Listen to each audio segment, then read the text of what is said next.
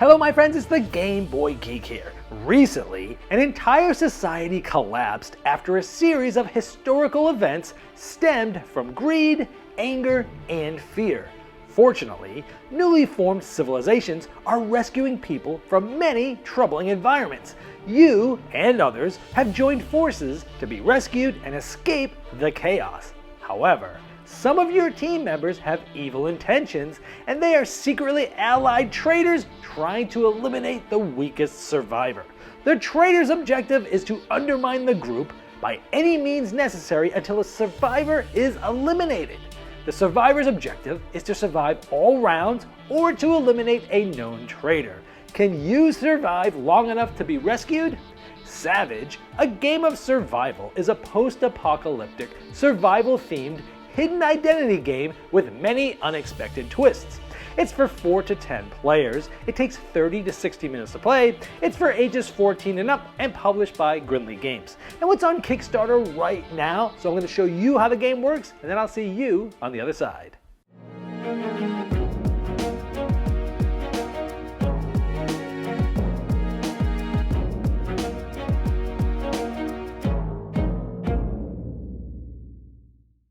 This is a Kickstarter preview, so all the art and components you see here are not final, they're prototypes. To see all the most up-to-date art and components, check the Kickstarter link in the description of this video.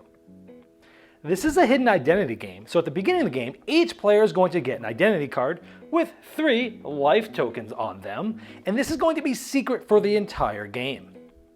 Now, you'll obviously be able to look at it, but you'll never show it to anybody else. Now, if you're a survivor, which are going to be most of the players in the game, you're going to try to reach the end of the last round. The game is 4 rounds long if you get all the way to the end. Or you want to eliminate at least one traitor, and you don't want any of the other survivors, including you, to be eliminated, otherwise you'll lose. So last to the end of the game, or eliminate a traitor, but don't let any survivors be eliminated. However, a certain amount of players will secretly be traitors. Now this depends on the amount of players. There could be as little as 1 traitor in a 4-player game, all the way up to 4 traitors in a 10-player game, and they're trying to eliminate at least one survivor. If they do so, they'll win. Now we'll get into being eliminated later, but as you might imagine, you have 3 life tokens, and once those are all gone, you've been eliminated. But we'll go over those details later. Now at the beginning of the standard mode of the game, we go to a traitor meeting. And because since everyone has secretly looked at their identity, and they know who they are, but they don't know who anyone else is, everyone is going to close their eyes. One player will sort of guide this aspect of the game, and basically they'll have everyone close their eyes, and then the traitors will open their eyes and see each other. So let's say these 2 players were traitors, everyone's eyes are closed, these 2 players would be able to see each other and know that they're secretly working together against the survivors. And once they've given a few seconds for the traitors to see each other, they'll have everyone close their eyes, and then they'll have everyone open their eyes, and you'll start the game. Now the game is played over multiple rounds, up to 4 of them, and each round will go through 4 phases. The first phase is the turn phase. Now the player that has the leader token, and by the way, this starts with whoever the group thinks is the least trustworthy. They're going to start with both the leader token and the danger die. Whoever starts with this is going to go through the turn phase first, and then you're going to be going clockwise around the table. Now in that turn phase, you can do up to 3 different things, and you can do them in any order. One of the things you can do is to gain resources, and when doing that, you're going to be getting cards from this main deck. Now everybody actually starts with a hand of 7 cards from this main deck at the beginning of the game. So one of the options when gaining resources is you could just take a blind single card off the top of this into your hand, and there's no hand limit. Now not all of these cards are good. Some of them are bad, like disease. If you get one of these cards, you must place it on your identity card, assuming you don't already have a disease card. And these are bad because at the beginning of every player's turn, if they have a disease, they must first roll this die, which often will make you lose a life, and you don't want that to happen, obviously, because you're trying to survive. Normally you just flip the life token over when losing a life, but I took it off the card to exemplify the effect for the video. And in this case, you'd actually redraw another card replacement. Now if you happen to draw another disease, well, you pass this to the next player counterclockwise to you that doesn't already have a disease, because disease spreads. And not only are these bad because you have to roll dice and possibly lose health points there, but you also have to roll this die when you're participating in events that we'll show you later. Now, when gaining resources, instead of just drawing one card off the top blindly, you can discard 2 identical cards, like 2 weapon cards. We'll talk about what these cards do later, but you could discard 2 identicals of any of the same type, and then you'd get to draw 3 cards off the top. Or instead of either of those 2 things, if you want to gain resources, you can just roll the danger die and draw 3 cards off the top. However, this means you'd lose a life. This means, hey, great, nothing happens, but you still get to draw those 3 cards. And this says, well, instead of drawing 3, I'm going to now draw 4. So sometimes you'll lose a health and you'll still be able to draw an additional card. But anytime you do that, you get to draw 3 and then possibly more depending on the die. So gaining resources is one of the main things you can do on your turn. Another thing you can do additionally is to play a medicine card. Remember, you can do these actions in any order. Now, a medicine card, if I play this into the discard pile, this will allow me to remove a disease from a player. Maybe I trust this person and I don't want them to basically get eliminated by losing their last life. Because I want to keep them alive. And so I could do that, play the medicine and say this player, his disease has been cured. Now if this player, let's say, didn't have a disease, but I still trusted them and I didn't want them to lose their last life and be eliminated, if I do play a medicine card, they actually would gain a life back. Another cool thing about that medicine card is you can use it when it's not your turn. So let's say it's this player's turn and this is us, and let's say they drew a card that's a disease. Well, they already have one, so it would pass counterclockwise to us.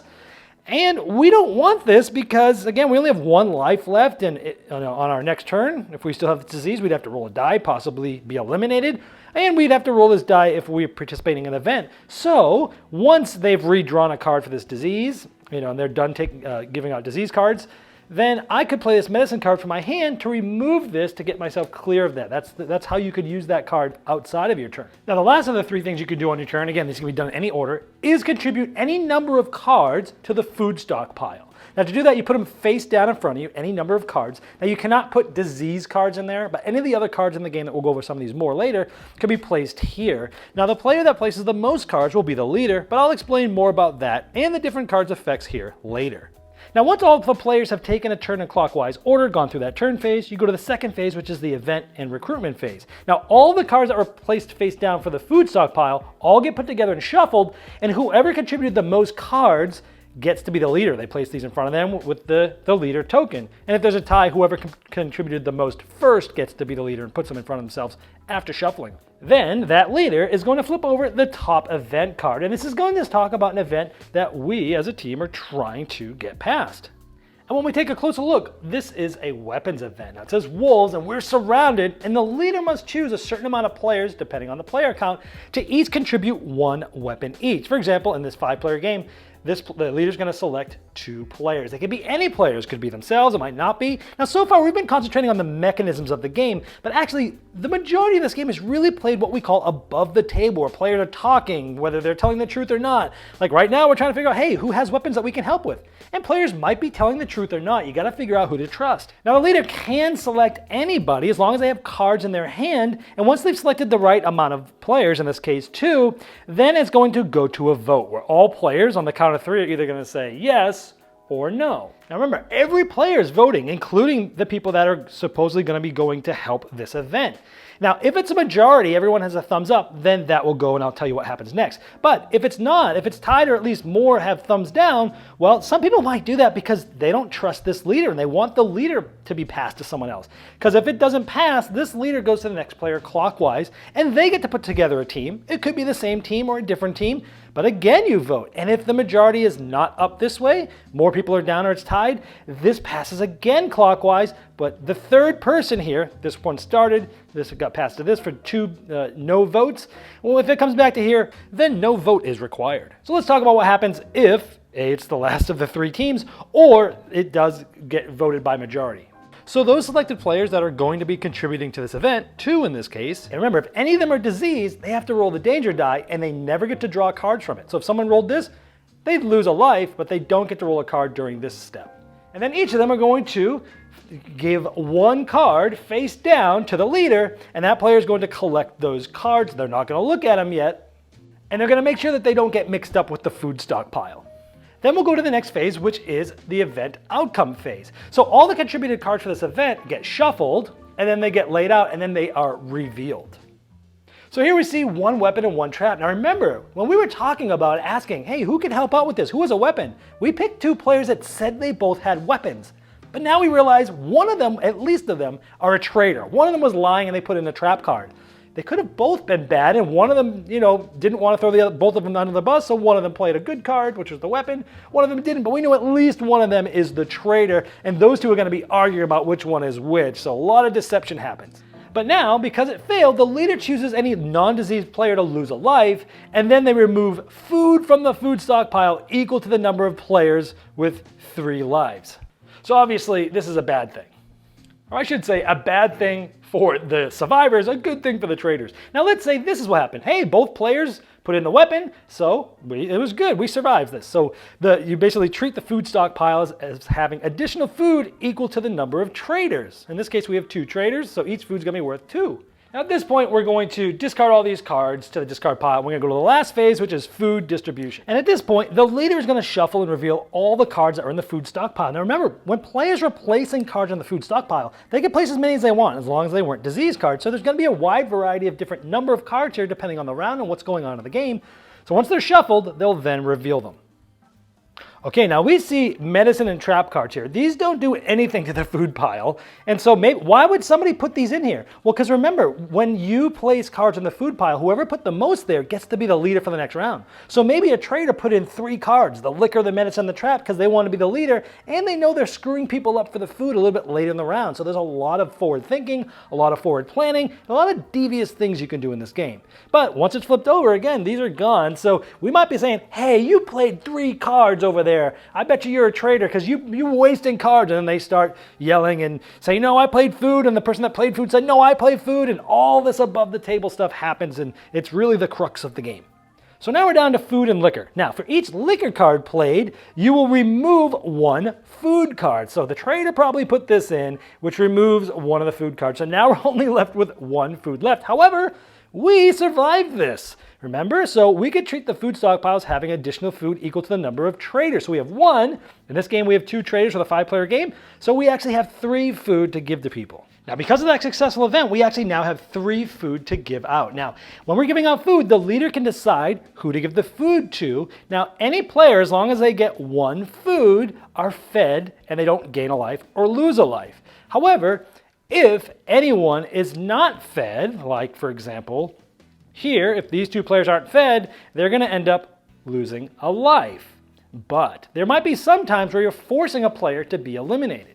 For example, I as the leader, I have only one life left. I want to feed myself. This player here has 2 lives left. Okay, let's feed them. This player has 3 lives left. Let's feed them.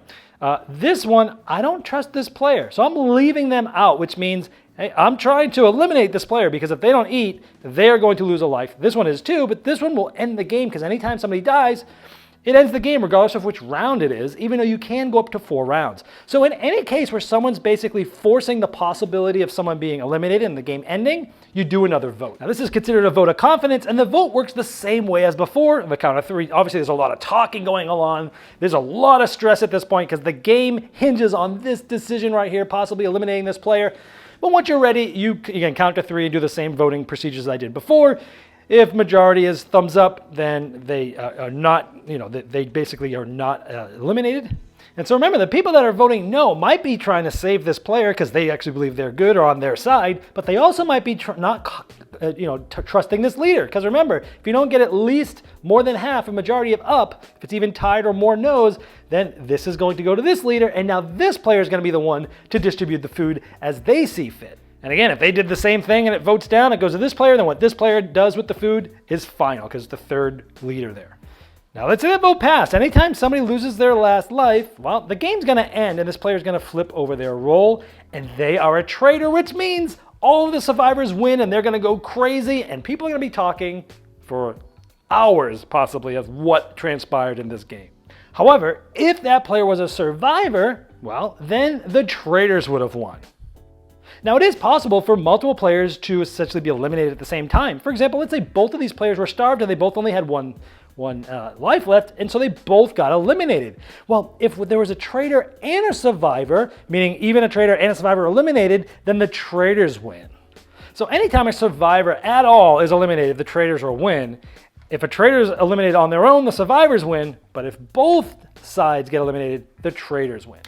Now, another way for the game to end is at the end of the 4th round. If all the survivors reach the end, and basically none of them have been eliminated, well, then the survivors will win. So that's pretty much how the game is played. Let me show you a couple more finer details. Now, the events, there's different types. The first one we showed you a weapon type. This is a trap type, because you've seen trap cards, and you might not know exactly what they do, but they are used in certain events. Like in this case, in a 4 to 7 player game, 3 people, and each of them must contribute a trap card. And again, certain things will happen, good or bad, depending on that.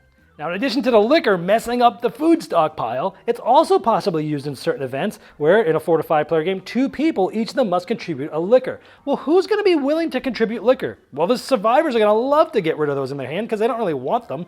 The traders are not going to want to do this. So certain types of events and what's going on may lead you to what somebody on a certain side might think or act or behave like. Now, earlier at the beginning of the game, I mentioned that there is the trader meeting where everyone closes their eyes and the 2 traders get to open their eyes and see each other, and they're going to secretly be working together. But once you really experience the game, you can play in what's called insomnia mode, which is you disregard that, meaning the traders don't know who they're working with, which really changes the dynamics of the game for experienced players. Now, in a nutshell, that's how you play. I didn't go over every rule in the game, but there is a how-to video, a QR code right on the rulebook that you can scan and watch all of the rules in the game. And on the back side, each player can scan this on their phone and they can bring up a player aid right in front of them. Well, there you have Savage, a game of survival. And as I showed in that overview, you'll be trying to figure out who can you trust or not, and persuading others to your beliefs in this intense experience.